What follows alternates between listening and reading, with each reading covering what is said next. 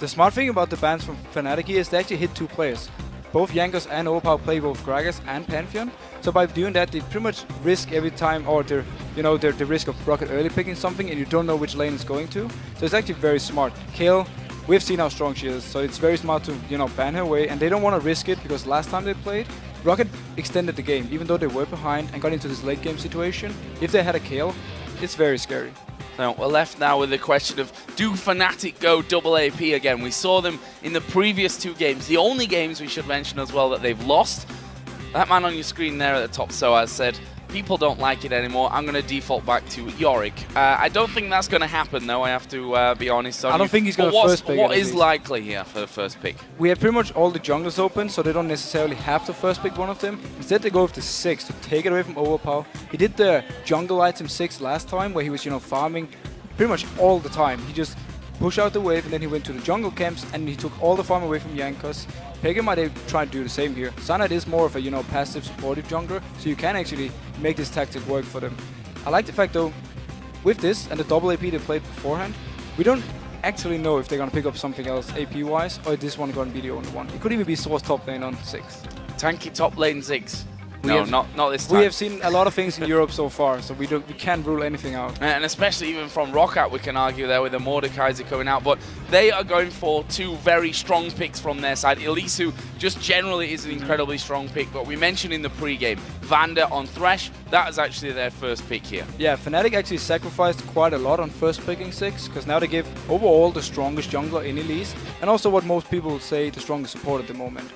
Also due to the fact that Thresh is more or less a counter to Leona, and Annie is banned away, so it puts Fnatic in a situation where they have to find something else. We have seen YellOwStaR play Nunu support in the past, actually combined with the Caitlyn pick and their very tower push or minded setup.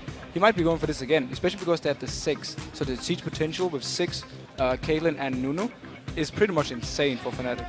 And pair that in possibly with a Warwick top. I'm not going to get rid of that idea just yet to give the group that attack speed as well. Still so many options on the table here for Fnatic. We did see actually a couple of times already playing that Caitlyn for Rekkles.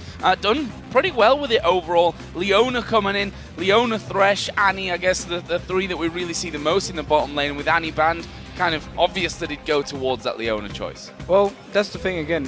It's not really that obvious because YellOwStaR was actually the guy saying that Thresh is the counter for her, for Leona. That's true.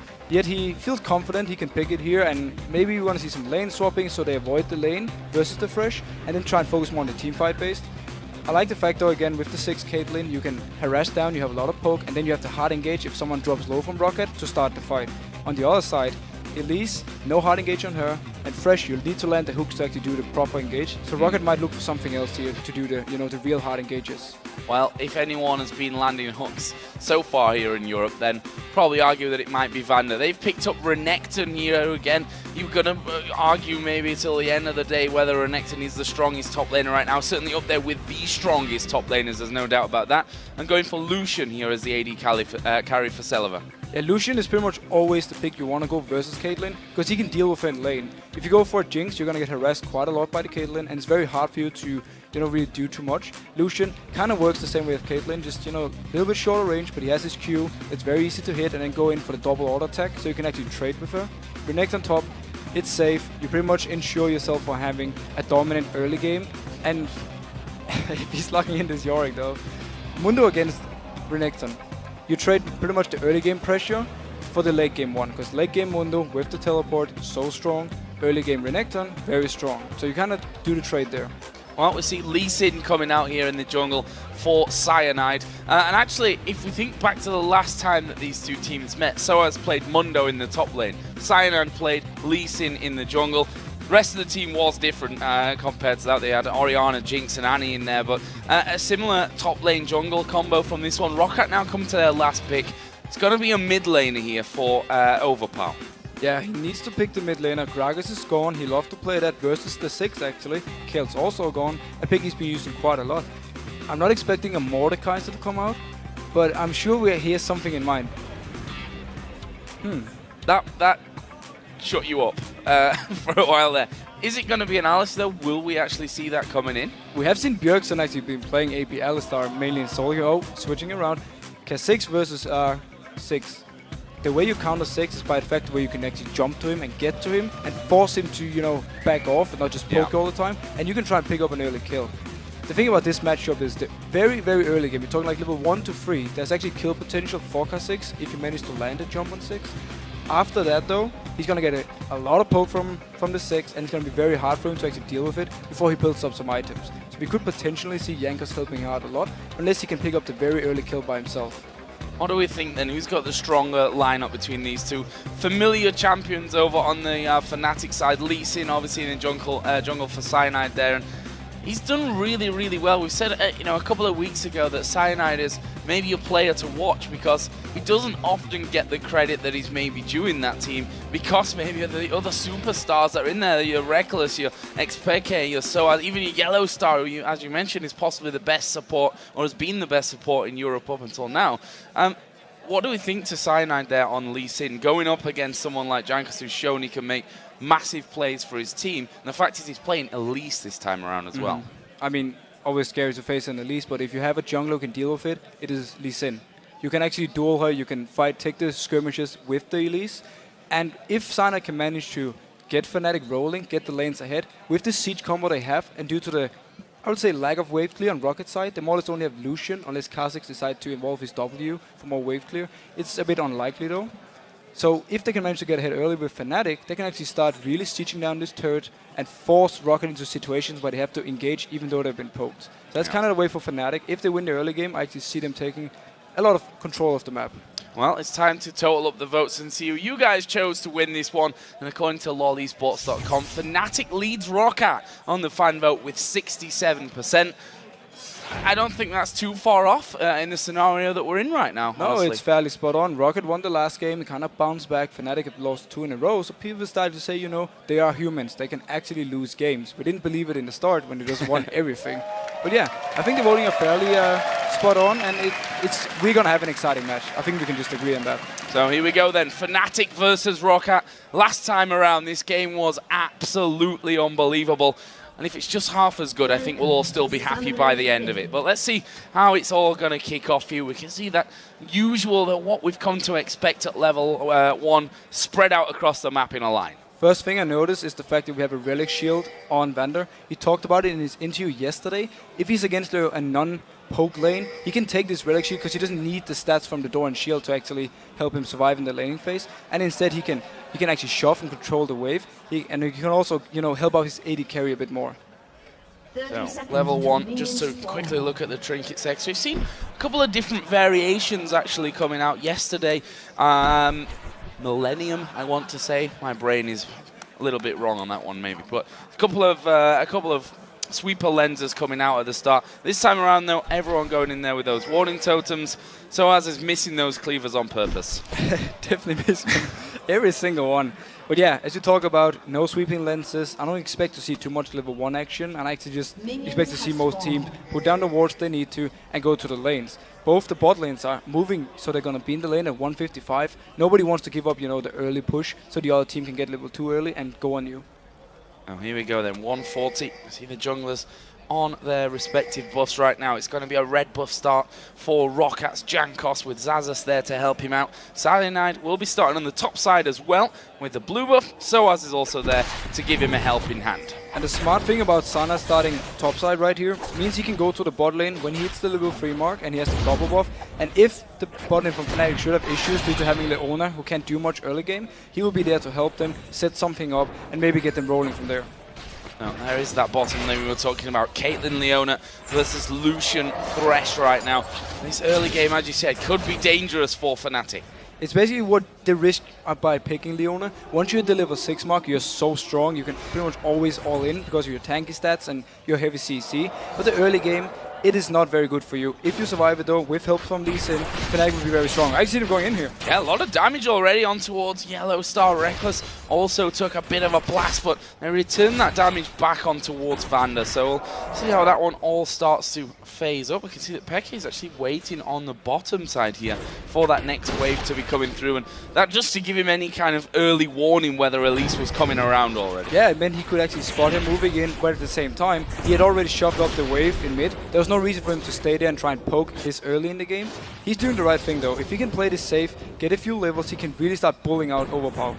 See, he's already started to do that, positioning, pushing Overpow right back onto his own turret, so that he has to sit there and farm things up underneath his tower, which I was just about to say he shouldn't have too much problem with doing, and this is the first 2 CS that we see. But, you know, pressure may be coming into this one, but again, Overpow, as soon as he moves forward, xPeke throws everything at him. Yeah, and this time xPeke actually decided to move up to the turret and harass Overpow because Cyanide was nearby. If a gank should have been coming in from Elise, he would have been able to safeguard to him and, you know, help out, and he might even win the 2v2 fight for Fnatic's favor.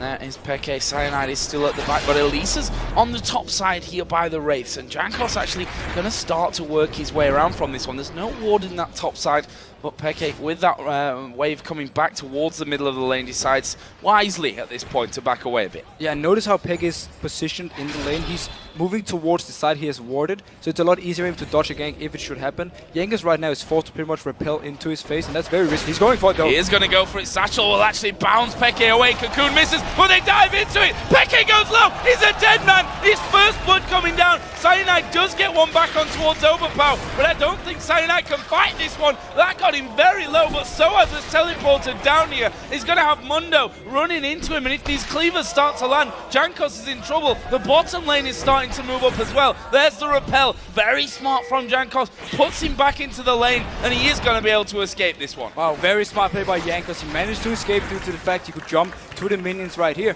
YellOwStaR did move up, but a bit too late. We have to touch about the fight though. We're talking about the early game damage of car 6. If he actually gets to 6, he jumps in and he managed to burst xPeke so hard he didn't even flash in time.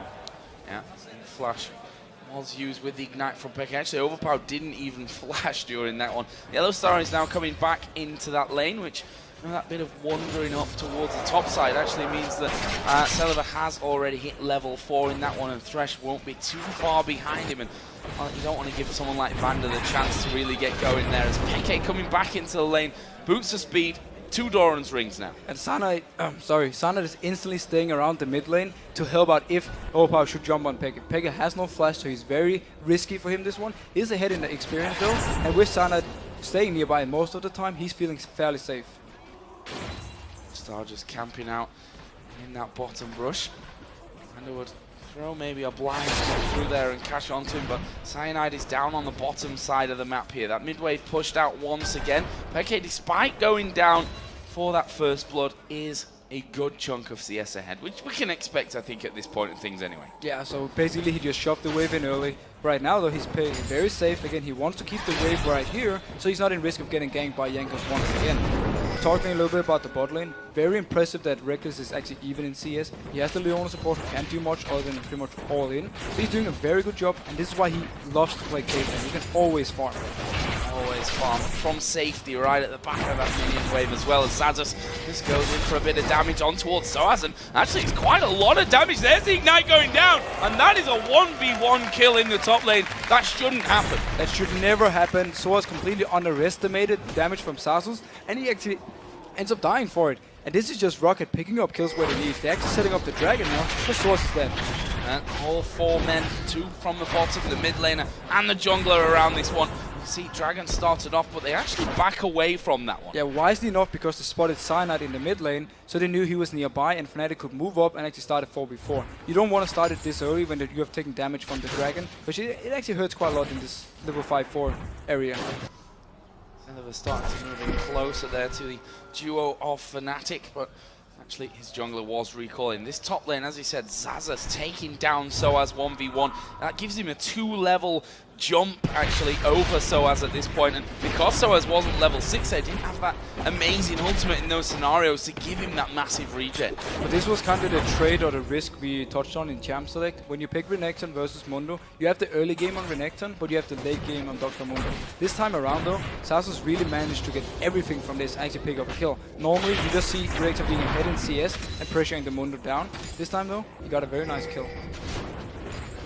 Jankos just getting himself a red buff on the top side. Actually was just pinged on there, so they pretty much know the timer on that one. I don't think there's a ward. I'm not 100% sure, but I don't think there's actually a ward up there. There is. I'm telling a complete lie. He was stood on top of the ward. So they had the position. They know exactly where Jankos was there. And They ping over the other side, they know that he's switched over to that bottom side of the jungle. So keeping tabs nicely here on Jankos. Yeah, that's what they need to do, because Jankos, he's the one who's making the plays early against the Roccat. Look towards the top lane though, we have the Tiamat already completed onto Xaxus, which means he can just constantly shove this wave all the time, and if he should get ganked, he's fairly safe as a Rekkles. He's very beefy, and there's not too much hard to see from either Dr. Mund or Sim to actually shut him down. Look at that, underneath the tower, Xaxus reduces sOAZ to half HP. Really great play from him. Are they going to go for Dragon here? They're going to start that one off. Actually, Lee Sin is on the backside of things, so this is actually a possibly more dangerous scenario than the last one. It is. Well, the bottom from Fnatic is far away.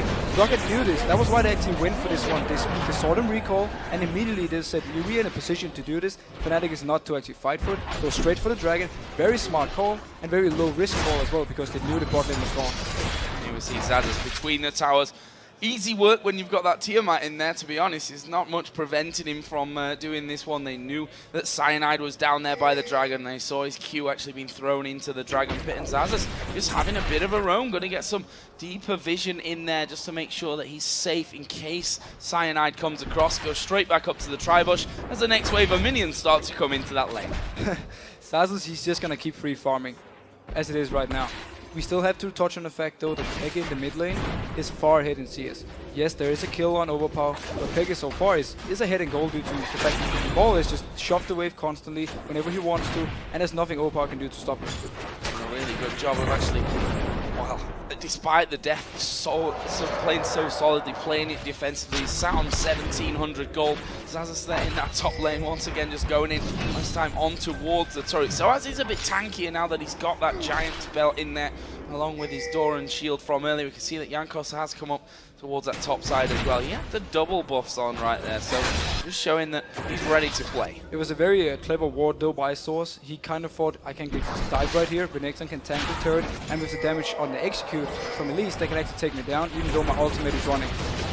There's the culling coming out from Celaver. That's one way to clear out the wave that's gathered underneath your turret, and well, because of Cyanide's positioning there, they didn't want to give him too much time to have a go onto that outer turret. We've not seen a turret being taken down yet, we should mention, but I think that top one may be the first one to fall. Xaxus keeping it pushed incredibly close onto the tower itself. sOAZ is just backed away, does have TP, but he's walking back to the lane here. That might actually be the tower down. Yeah, he's actually going to take it down right now. No reason to use teleport from sOAZ, because it's just going to go down on the next wave then, because he's just going to keep shoving it in. And this means now that Xaxus, he can just constantly push for the next turret, and if sOAZ is teleporting away, you might actually risk losing your second turret in this lane.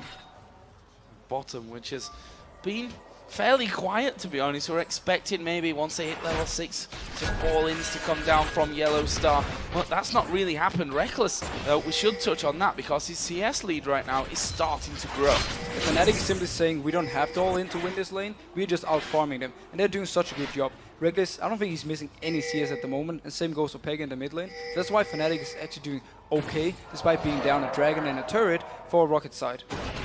They're going to go all in for this one. Cyanide was waiting at the backside. In fact, he's still waiting there. It needs YellOwStaR, though, to pretty much hit an entire combo if they are to get this one started off. Vander just waiting. Actually hits the recall there. So looks like Vander and Celaver may be backing off from that one. Peke again moving back on towards his raids. He's been farming them up constantly so far this game. Yeah, I mean, look at the farm on Cyanide compared to the farm on Jankos. Jankos is getting the jungle camps he needs. Cyanide has to give up a lot because Peke is constantly shoving his own wave, going to the waves. It's how you get really fed as 6, and it's a smart enough tactic if Peke can then carry from there on. We shall see about that one up until now. Despite that death at level, I say at level 1. The early first blood, I think they were around level 3 when that actually happened. He's done a great job. Actually has 2 levels and an advantage over Overpow. That top lane though, there, we just saw it briefly. It's not been the nicest of times for sOAZ. You can see that Tiamat in there is causing him a few problems, to say the least. It is. sOAZ pretty much can only just stay around his own turret and then farm whatever comes to him. And I actually think Fnatic is fine with this. Oh, see, Over jumping in on Peke. Oh, Peke! 2/3 of his health gone pretty much instantly from that one. Actually, Xaxus coming down here from that top lane. I say top lane, it's pretty much Fnatic's blue buff kind of level on that top side of the map, so it's quick for him to move over. and this is a blue possible steal coming in, and, well, they do pick that one up. Meanwhile, Cyanide going to get jumped on. This is hard to get away from the Cocoon. Doesn't quite land. Meanwhile, Celaver all alone in that bottom lane. We did see Vander throwing out the lantern to bring his AD carry back to safety. 2 close encounters, no kills though. No, but action everywhere, and Roccat is doing the exact thing they should do with Xaxus when he's pushed up the lane so much. Go for this blue buff, because they have all the pressure, they have all the vision on Fnatic's members, so they can go in here and take it. Jankos had to smite it, so they couldn't give it to Overpow due to Cyanide moving in, and he was, in smite range for it. Just having that red buff now on his own. Overpow, we've seen how much damage he can do. Brutalizer, I think pickaxe is what he's currently got in his arsenal. The Fiend's Unholy Grail has been done on that last return here by Peke, who's quite frankly farming up a storm at this point.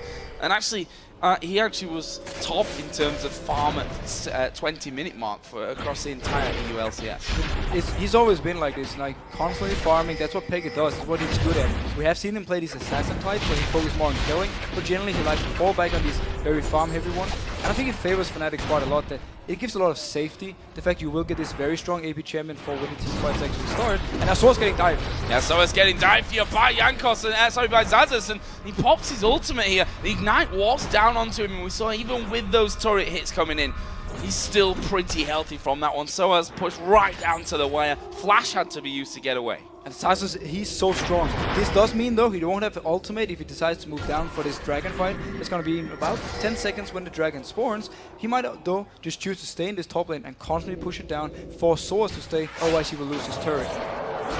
Down on the bottom lane there, you see that 140 to 122 CS. Rekkles having a good time of things in that lane. He's got the workings of that Bloodthirster already. Other side, Celaver has finished off his Bloodthirster, and I can only surmise from that there's a lot of gold currently sat along with Rekkles. There was the blue buff giving him, okay, 900 gold that Rekkles currently has, which is enough for him to do that. But we have Dragon coming in. Roccat are already in position. There's a ward on it. Will Fnatic try and contest it, or just try and steal it with the 6th bomb? They're not really in a position to fight, though.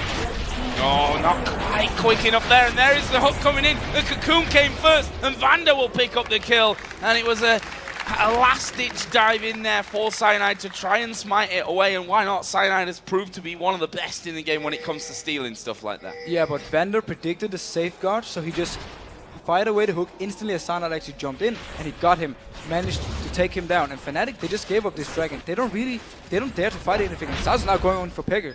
Between the turrets with that minion wave pushed up there, they weren't tanking any of that damage up, so actually get away because Peke was able to clear out that wave pretty quickly on that one. Meanwhile, Vander and Celaver in there for this one. They'll not finish off the pink ward, and Jankos will be spotted coming in. That's a good ulti out of YellOwStaR, but is it going to be enough to keep him alive? There's the Cocoon landing, and there's the kill for Jankos. And Roccat is just everywhere this time. They've even gone for Rekkles. Oh, he's not going to escape this one. Uses a barrier, but there's a bite down from Jankos once again. Picks himself up the double kill.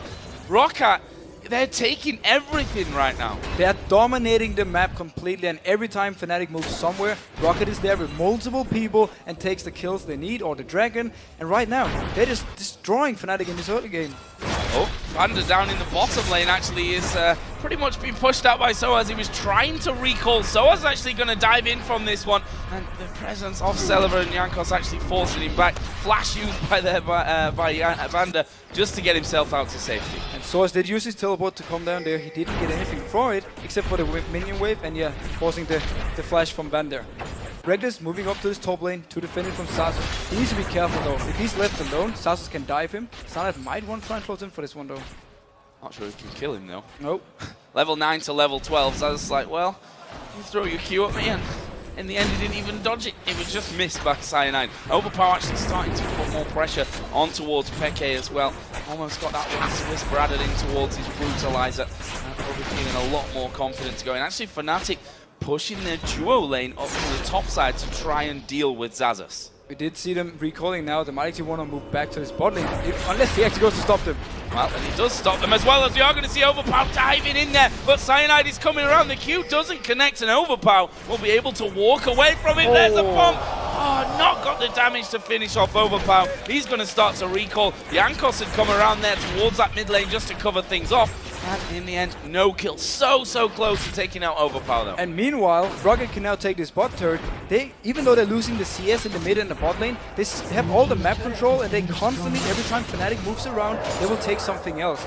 Right here though, you see Sana staying around the mid lane, and as soon as Overpow jumped, he was there. He helped out xPeke, and they almost picked out a kill. I think a bit of a worrying time in terms of the items that have been purchased here recently. Haunting Guys released, Last Whisper on Lucian, Last Whisper on Kha'Zix, Spirit Visage in there for Xaxus' Renekton. That's a good few big items. You just see Sana kicking back Jankos, not getting into the turret range, so he should be able to escape. We see sOAZ though, closing in from behind. Can they get him? sOAZ coming in from that top side of things. There is the repel, but Jankos can't really go in anywhere. There is the flash. He does get slowed. Brilliant Cocoon coming down. Here comes Overpow as well. Jankos still walking away, but xPeke will finish him. And this time it's Fnatic that punishes Roccat for overextending, getting a much needed kill on xPeke. He's so farmed. He has a kill now. He's actually starting to get quite some items. He is lacking all the global gold that Roccat has. That's also why we see the Last Whisper already completed. Now Overpow going on sOAZ. Speaking of Last Whisper, we're going to see Overpow using that here again. sOAZ the bomb coming down. Overpow falls low. sOAZ sees a chance for a kill here and will be able to pick one up. Xaxus going on towards sOAZ though. He flashes in there. Will get the finisher. xPeke can't really kill off Xaxus here, I feel. He's trying to get the slow with the mines. That doesn't work for him. And that will be a 1-for-1 trade. But it's so many fights right now, and Roccat, they're so aggressive. They constantly want to go in for these fights, even though they don't even know where rest of Fnatic is. Cyanide was closing in on them. They went for the fight anyway, ended up trading 1-for-1. That's alright. But in the end, I think they're playing a little bit too aggressive because they had quite a good lead, and they could just try and rotate more, wait for the next dragon, and then pick a 5v5 fight instead. Xaxus' regen, you see it almost back up to full HP after that one. The mines will wipe out that minion wave and can't put any more damage onto the turret. But the bot lane, they're not scared of things either. They've got decent wards down by that red buff area, so they know if anyone's coming down through the jungle, they can keep pushing. They can keep pushing, and also because they knew where Cyanide was for the last minute. He was in mid lane first for the counter game, and then he returned to the mid lane afterwards, so they had full vision of him, and they knew there was no risk of them dying. And right now, with a Last Whisper and DP on your Lucian, you're not really afraid of 2v2 fights. And Xaxus again going towards that mid lane with Overpow for company. This is another turret. This is the last outer turret taken by Roccat, and we've commented on this so many times in their victories that they are one of the best teams that we've seen. When they get a lead, of turning that lead into such a big one that you can't come back. Yeah, and we actually saw it from the start.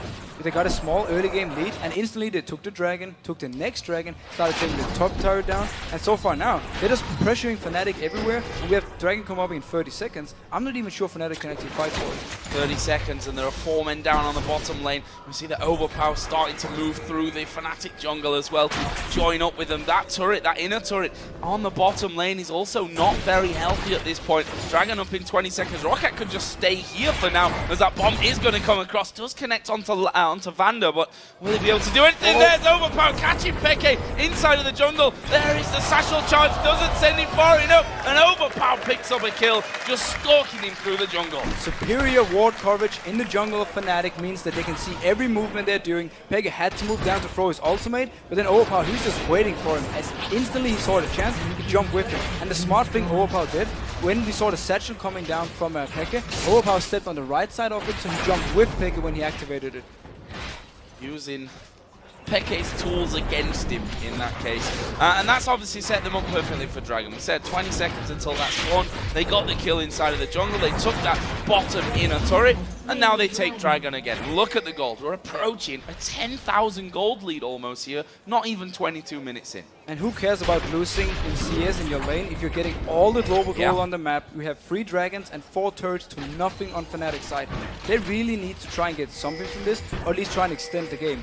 And now we have to touch on the fact Caitlyn 6, that is wave clear. That means extending the games, unless Roccat can manage to dive them and maybe shut them down, or keep doing what they're doing now, picking up kills whenever they see a chance, and then get something else on the map. But with the combo from Fnatic, they can really defend and extend this game for a long time until they have the needed items. Let's have a look at the point you were making there. xPeke, 200 HCS to the 152. Kills pretty similar from that one, but if we look at the gold that they've taken throughout this game so far as the bomb comes into the middle there, the gold that they've taken throughout the game between them is actually pretty far, pretty close, sorry, with 200 just being the difference from that one. That's with that massive farm lead that Peke has. Yeah, but again, this is global goal. This is why global goal is so strong, because it's for everyone on the team. You can have as much farm as you want, it's only gold on you, not the rest. So what Roccat has been doing is simply playing the map. They had weaker lanes, didn't matter for them. They just took everything they could, and Fnatic didn't react to a single dragon. Yeah, and you can see that in the top lane as well. 2,000 difference, 4,000 gold difference between the junglers, for example. The AD carries is 1,000 gold in there, so we are going to see Overpow going a little bit deep from this one. Actually may end up getting caught out. Cyanide is at the back. Overpow still alive from it. Vander throws out the hook, but it goes straight between them. No kills there. Overpower stealth just activated when Cyanide was about to kick him back, so he couldn't target him in the stealth, and instead he ended up doing nothing with it. 3 of them knocked up, but they're a 4-man defense against what is a 5-man Fnatic team in this mid lane. Overpow obviously had to go back home to heal, but he shall be back here in just a second, and Roccat have started to move over towards the Baron dance. And they have double ping wards down, yeah. There's no vision. Look at the whole ward coverage here from Rockat's side. Everything for Fnatic is warded. They will throw the bomb and spot them out though. They're moving for this one. They want to fight. Didn't really do that much to them there. That's a worrying sign from Fnatic as a hook going to land on towards Cyanide. They want to keep him away, and they're going to keep him away by killing him. Overpow gets that one. The Baron is going very, very low. Roccat still doing that. Will finish that, and now they're going to surely be hunting for the kills. The stun comes on to sOAZ. He pops his ultimate, but can he escape from this one? There's a push from the side. Good satchel charge. Will knock them back. That means that sOAZ lives, but Cyanide went down. Baron went over to Roccat. Yeah, and Roccat completely expected Cyanide to move around there so he could try and steal the Baron, and the hook came in from Vander. We have seen it so many times. Instantly hooks him, kills him with Overpow, and there's no chance of them actually losing the Baron from there. They did take a lot of damage though, because they were stuck in this pit versus 6, constantly throwing in bombs, but they managed to pick it up, and very fast reaction from Roccat, instantly going with it. Look at the hook coming from Vander first, and then Cyanide, he's just dead instantly. The damage coming in from Peke though, and actually the ultimate from YellOwStaR completely missing. He could have maybe taken out Vander. It would have done too much for the fight though, because now, right now, after they pick up the Baron, they're just chasing down, and Fnatic, they're too far behind to even fight him. Should probably remind you guys, coming into this game, Fnatic 7 wins, 2 losses, Roccat 6 wins, 3 losses.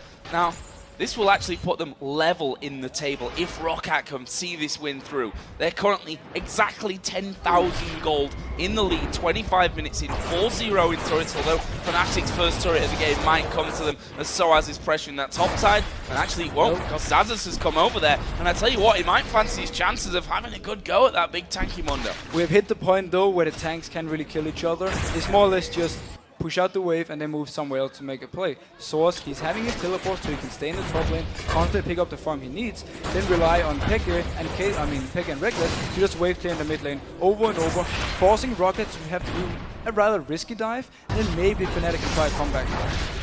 sOAZ again being pressured. Xaxus pushing out his wave so quickly with that Ravenous Hydra.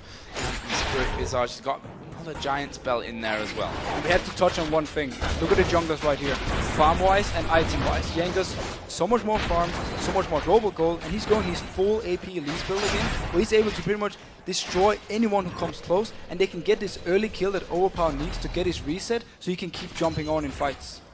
We've seen a Bloodthirster added in as well for Kha'Zix. Celaver almost got that Trinity Force on top of his Bloodthirster and Last Whisper at this point. And thing is, Overpow can go to any lane with his Kha'Zix right now, because if it comes down to a 1v1, that's where he really shines. Yeah, that's where he really shines. He might actually want to shove up this lane and then try and come in behind Fnatic here in the mid turret and instantly kill a target. It will require though that he will either land a cocoon or a hook from Vander to really set it up.